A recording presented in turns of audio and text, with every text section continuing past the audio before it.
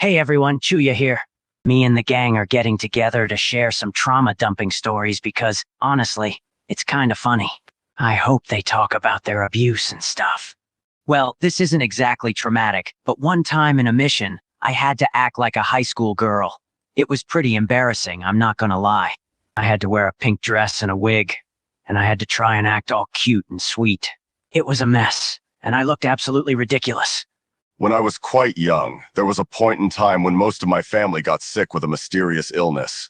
They all died within a couple of weeks. One would probably be when I was 7. When I went on a family trip to Disney World, I got lost when I went to go get some ice cream. I cried a lot thinking no one would ever find me until my dad came and found me. He then made a few jokes asking if I was really his kid. Since I was a dumbass kid with a bad sense of direction. Okay, I'll be serious then. A traumatic story of mine. When I was little, the other kids made fun of my hair. I loved my hair.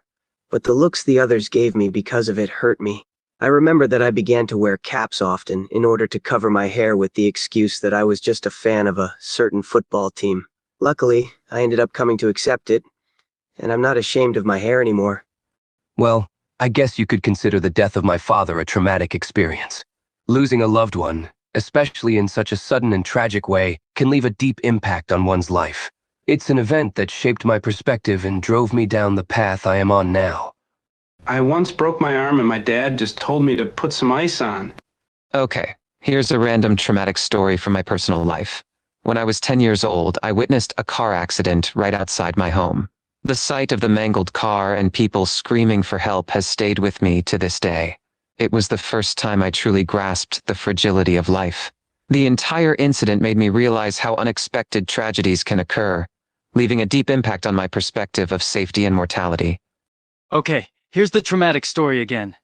Once, I had a nightmare where I was locked in the bathroom with just a roll of toilet paper. It was my only companion, but it was a judgmental roll of TP that critiqued my life choices.